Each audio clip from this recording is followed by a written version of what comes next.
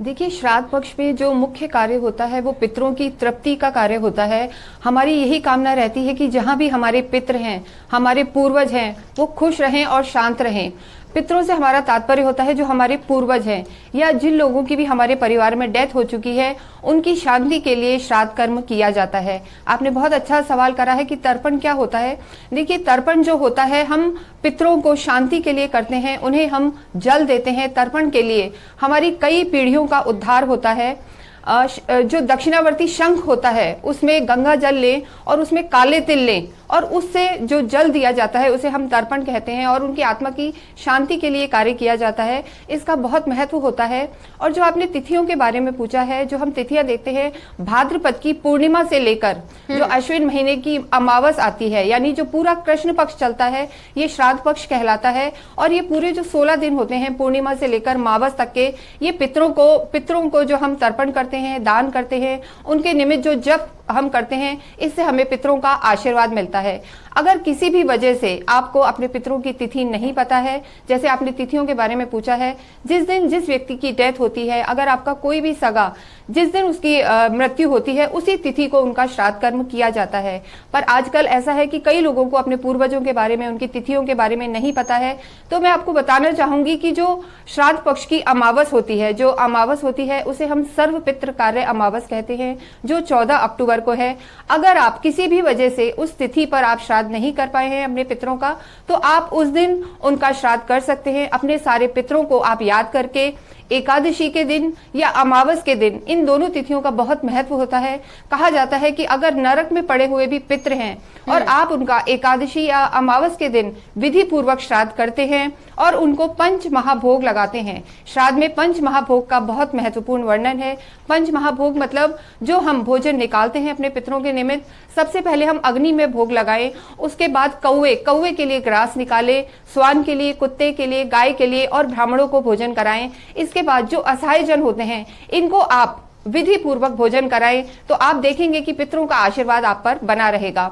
तो मैं कहना चाहूंगी, एकादशी और मावस ऐसी तिथियां हैं जिस पर आप सर्व पितृ जो श्राद्ध है वो कर सकते हैं। और इसके बाद उन्हें आप कुछ दान दक्षिणा भी दें। इसमें उड़द का बहुत महत्व है और काली उड़द का, ये आपको जरूर दान देना है। ऐसा करने से और पीपल में जल करने से, अगर आप पीपल में जल चढ़ाएंगे, मीठा जल, तो उससे लक्ष्मी की कृपा और पितरों का आशीर्वाद आप पर बना रहेगा।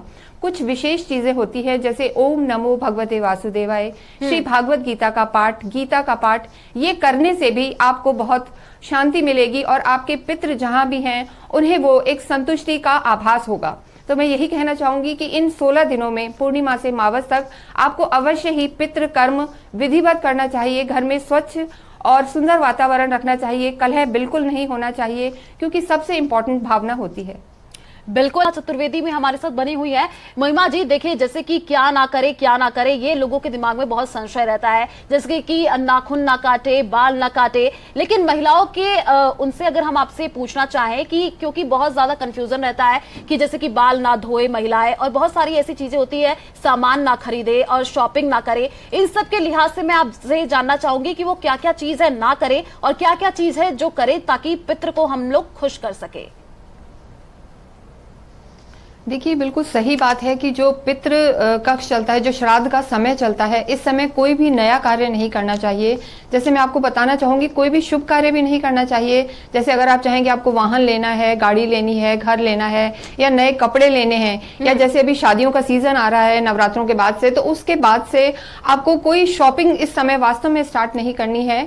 ये आपको ध्यान रख के चलना है। और जैसे बहुत लोग पार्लर जाते हैं, बाल कटाते हैं, मैं यही कहूंगी कि अगर आप चाहते हैं कि पितरों का आशीर्वाद आप पर बना रहे, तो इस समय बाल कटवाना, सिर धोना, इन सबको आप त्यागें और जितना हो प्रभु भक्ति में लीन रहें। घर में सफाई का विशेष ध्यान रखें।